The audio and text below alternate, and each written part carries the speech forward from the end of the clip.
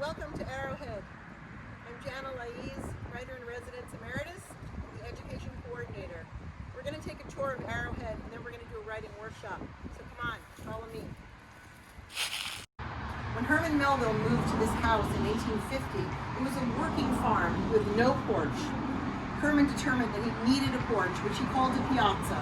And he built this porch to look like a ship's deck, and he built it on the north side of his house, and his neighbors thought he was crazy because you do not build a porch on the north side of a house in the Berkshires. But Herman said, look, from this porch, this piazza, he saw Mount Greylock, his inspiration. And he wrote a story, which is in the Piazza Tales, short story book of Herman Melville's. And I'd like to just read a few lines. When I removed into the country, it was to occupy an old-fashioned farmhouse, which had no piazza. A deficiency the more regretted because not only did I like piazzas, and somehow combining the coziness of indoors with the freedom of outdoors, and it is so pleasant to inspect your thermometer there, but the country roundabout was such a picture that in buried time, no boy climbs hills or crosses vale without coming upon easels planted in every nook and sunburned painters painting there, a very paradise of painters, the circle of the stars cut by the circle of the mountains. This is Herman Melville's barn. This barn was built in the 1840s, so it was here before Herman arrived. Herman spent a lot of time in this barn when he bought this land. It was 200 plus acres of working farm.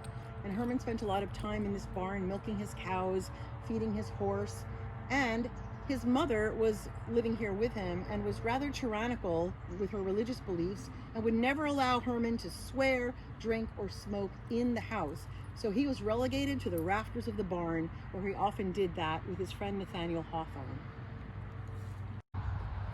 These are the fields that Herman farmed with his incredible view of Mount Greylock, which he loved so much. And as we're walking around the house and the land, I would like you to pay attention to the feelings that you get from place and how important place is. Place was so important to Herman Melville, and it's really important to all of us. So as we're walking around, and I hope you get inspiration from some of the things that we will see outside and inside the house that you'll want to write about. This is the south lawn, where Herman had this beautiful smoke bush, and he had an orchard of apples where they would have made apple cider and done apple squeezes. These beautiful pines were planted by Herman himself in 1850, much to his wife's chagrin. His wife was rather furious because she wanted him to plant things like apple or pear to feed the family, but Herman said, have you never smelt the scent of pine? And he loved the scent of pine, and he planted these trees. Come on in. Welcome to Arrowhead.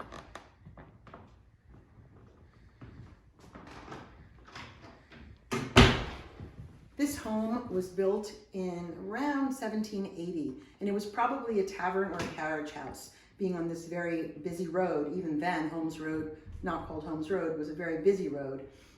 This is the dining room where the Melvilles would have had their meals.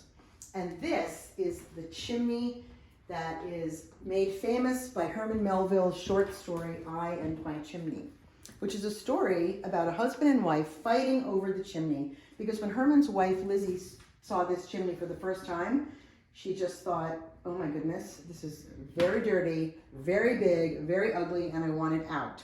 And Herman said, absolutely not. And they had a fight. And so Herman wrote a story called I and My Chimney about a man and his wife fighting over the chimney with the engineer. And I'll just read you a tiny bit of it. I and my chimney, two gray-headed old smokers, reside in the country.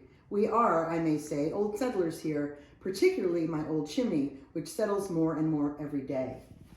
And one of the things that's so beautiful about this chimney, which obviously stayed and Herman won the fight, is that when Herman Melville and the family left the house in 1863, his brother Alan took over the care of the house. And for their anniversary, for their 50th anniversary, Alan, his brother, who was a big fan of Herman's writing, had the story engraved in the chimney, as you can see. I and my chimney are settling together, and it's here, and it's on the panels as well. It's just a Very, very charming story. This is the dining room table where the Melvilles would have had their meals.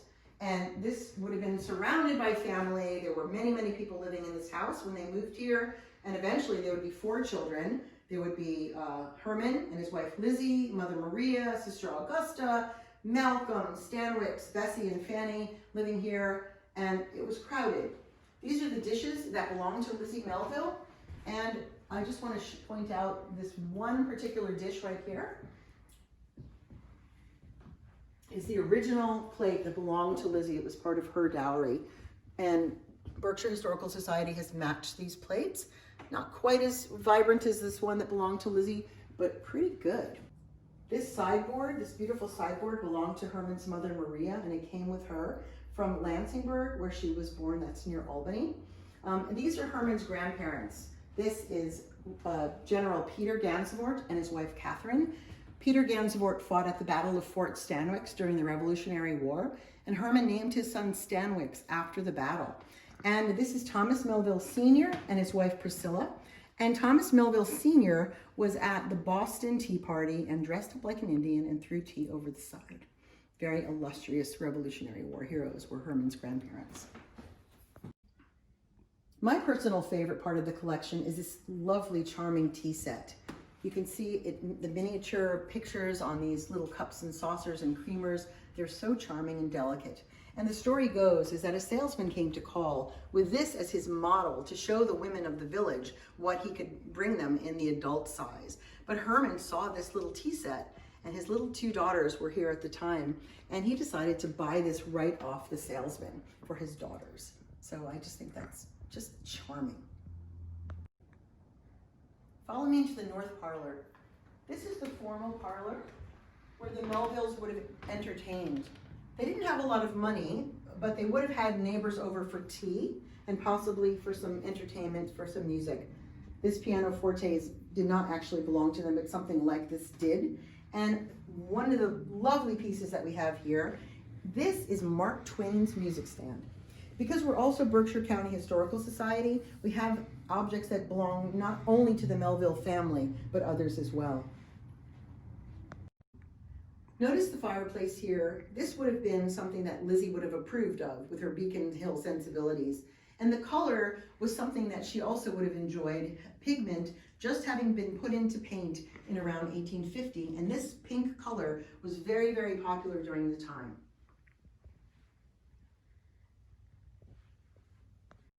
Come on into the south parlor. This is the more casual parlor where the family would have gathered, and many times they spent time in here when Herman was upstairs in his study writing. And this is where the children would have played games on this beautiful chess and checker set, which doubles as a sewing box.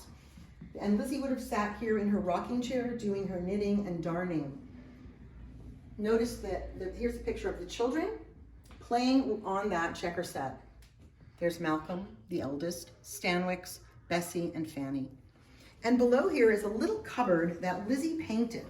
And this is where the girls would have put their tea set. Come on out, we're gonna go upstairs into the Melville bedroom. As you go up the stairs, you're gonna see the oak on the staircase, and as we come up into the upper floor of the house, you're gonna notice this beautiful 18th century wide board pine floors. Come on into the Melville bedroom. This is the original bedroom where the Melville family slept. And this is the original bed that belonged to Herman and Lizzie. And this small trundle bed was where the children slept, probably not too close to the fire, but just enough so that they would get warm in the winter. This bed is made of rope. As you can see, this is a rope tightener, hence the expression sleep tight. Don't let the bed bugs bite. In the morning, by the time they woke up in the morning, they would be a little bit sunken. So before they went to bed every night, they'd tighten up the ropes with this device and they'd have a good night's sleep. This beautiful desk belonged to Lizzie Melville. This is where she would have done some of her correspondence. You can see there's a portrait of her stepmom, whom she loved dearly, her sewing box, and here's a portrait of the 4 children. Malcolm, Stanwix, Bessie, and Fanny. As we walk around, you can see a portrait of Lemuel Shaw. Lemuel Shaw was a Supreme Court justice in Boston and Lizzie's father. He actually held the deed to this house, so when he came to visit from Boston, he would often kick the family out of this bedroom and say, "It's my bedroom and it's my office, out you go." And the family would have to scatter throughout the house. This is some of the furniture that they would have had, this beautiful bird's eye maple. And we happen to be very lucky to have this beautiful little chair that belonged to W.E.B. Du Bois. We just got it, it's a brand new part of our collection. Welcome to my favorite room in the house. This is Herman Melville's study. And this is where he wrote Moby Dick. He sat at this desk, this table, looking out this window, and today you have a spectacular view of Mount Greylock, which Herman Melville called Charlemagne. And he called this window his fairy window, with the wavy glass looking out on his fields over to the mountain. He imagined this incredible story of this white whale, and you can imagine on a winter's day, it would have looked like that.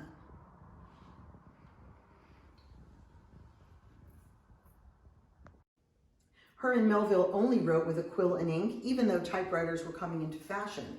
And if you notice his writing, it was very difficult to read.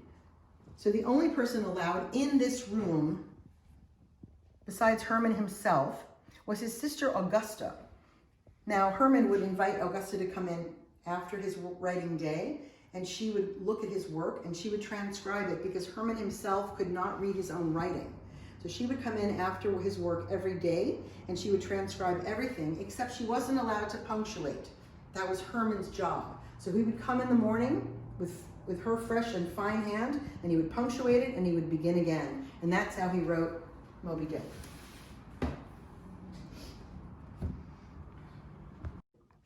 Herman Melville loved this room. He loved this place. He started his day in the barn, which we saw. He would feed his horse, Charlie horse. He had a great sense of humor. And he would milk his cow. And he would get ready for his writing day. And he would come into this study and he would lock the door after breakfast, and he was not to be disturbed on any account. And they would bring him lunch or dinner up on this tray, and they would leave it outside the door, which was locked, and he would bring it in when he was good and ready. And he would stay here all day, writing furiously, looking out his fairy window, imagining white whales and the sea. The only other person who was allowed in this room was Herman's very dear friend, Nathaniel Hawthorne. Hawthorne lived 7 miles away at Tanglewood Cottage, and he would come here and spend many hours with Herman, exchanging literary quips or drinking brandy and smoking in the barn. And often he'd ride his horse here and he'd stay into the night, and it was too dark to ride home. So he was given this special room. And he too has a view of Mount Greylock.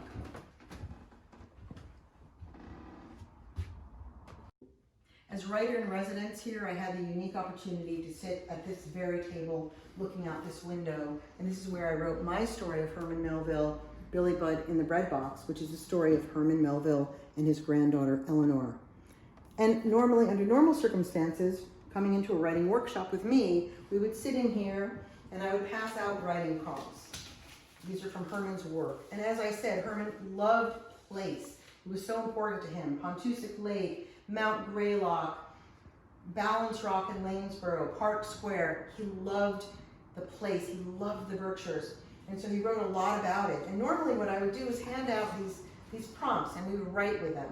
But instead, because of COVID, here we are, and here you are watching me. And so I'm going to give you a series of prompts, which I will film so you can see them, but I'm going to read them to you. So normally what we would do is we would sit in a circle, we would have our notebooks, and we would write for about 12 minutes. So here are some of the prompts that I would have. These are from Herman's writing, some of them. I looked around me tranquilly and contentedly. That's one. What birded chimes of silver throats had rung only 1 hour more? Yours are strange fancies, prayer and pillow, the illusion so complete. Fairy window. The house is old. Silently, I stood by the fairy window. And there's also prompts that I've written for you. Describe the view of Mount Greylock in a magical way. The fairy house in the woods. Using all your senses, write about this place or a place that you love. Write a story of meeting Herman Melville on his trail. His ghost, a dream? You find an arrowhead. What's its story? And yet some more. I have many. Choose an object or room in this house or your own house and tell its story. Describe your favorite room in your house and use all your senses. Pick an object from this tour that inspired you or sparked your curiosity and write from its point of view. I'm going to leave these down and we're going to take a picture of them so you can see them. And then you can spend some time writing, you can share, and I'd be happy to accept anything that you send me. And I've given you my email address.